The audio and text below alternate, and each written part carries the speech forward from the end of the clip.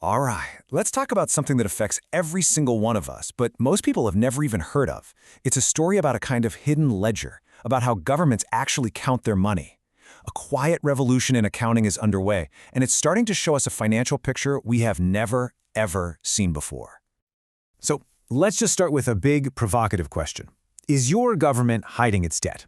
I know, that sounds a little dramatic, right? But for a very long time, the way governments kept their books meant that massive future promises, we're talking things like public pensions or huge infrastructure loans, they just didn't show up on the main balance sheet. Now, this wasn't some grand conspiracy, it was just the result of a really outdated system.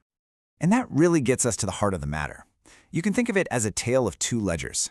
This clash between the old way of doing things and the new way is fueling a global reform movement, one that completely changes how we see the financial health of an entire country.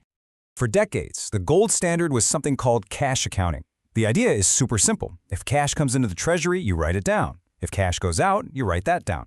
But think about it. Would you judge your own financial health just by looking at the cash in your wallet? Of course not. You'd be ignoring your mortgage, your car loan, and also the value of your house. It's an incomplete story. And for a long time, that's exactly how entire governments operated. So let's break this down. On one side, you've got cash accounting. It only cares about the moment money actually changes hands. But then you have accrual accounting, and that's a whole different ballgame. It records a financial event the moment it happens. So when a government promises to pay out pensions 30 years from now, that promise becomes a liability on the books today. It really is the difference between glancing at your wallet versus looking at a full, detailed net worth statement. Yeah, so this is where the new way, accrual accounting, really steps in. The best way to think about it is like putting on a pair of financial X-ray goggles.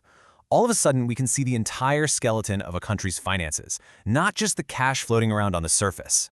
So what's the big idea here?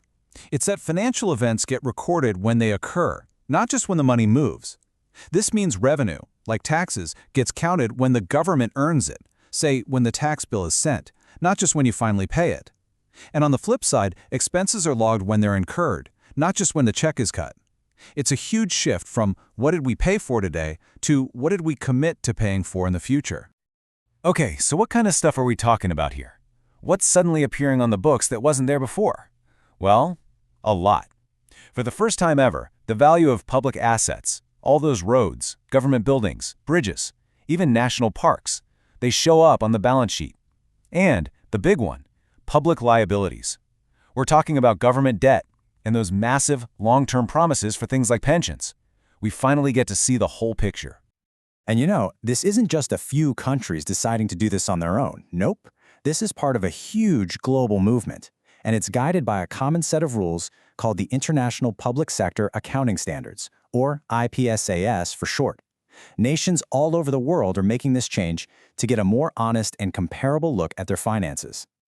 Okay, that's the theory. But what does this look like in practice? Let's zoom in on a real-world example, Malaysia. They recently went through this massive overhaul to upgrade their entire national financial system.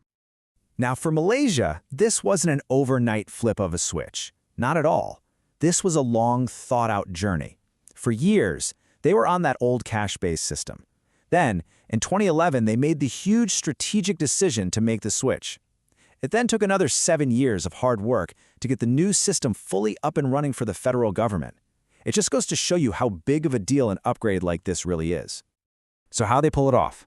They basically built their new system on two massive pillars. First, they created a new rulebook, taking those international standards and tailoring them to Malaysia's specific needs. And second, they built a powerful new tech engine, a single integrated IT system that every single federal agency had to use. This made sure everyone, everywhere was speaking the exact same financial language. Right. So you might be thinking, wow, that sounds like a ton of work. Why bother? And that is the perfect question. Because the why here is what matters to every single citizen. The benefits you get from this kind of financial clarity are just profound.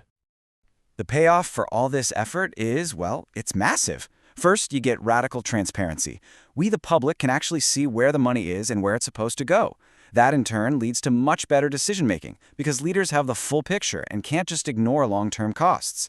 It also forces proper management of public assets. You start treating roads and bridges like the valuable investments they are. And maybe most importantly, it forces real, actual long-term planning, because those future promises are staring you right in the face today. But out of all these benefits, there's one idea that might be the most powerful of all. It's this concept called intergenerational equity.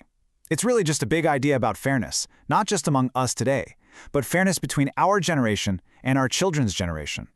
So what does that even mean? Well, it boils down to something really simple and really fair.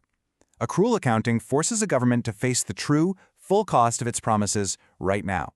It's about paying for today's projects today, not just kicking the can down the road and leaving the bill for the next generation to figure out. It's about taking responsibility. So when you put it all together, what do you get? You get a system with way more accountability. You get smarter, more intelligent management of taxpayer money, and you get a solid foundation for better long-term planning that really does benefit everybody. And all of this brings us to one final, really important thought. For the first time, this global shift is giving us the tools to see everything. The ledger isn't hidden anymore. So the real question for us is, now that our governments can finally show us the full picture, what should we demand to see?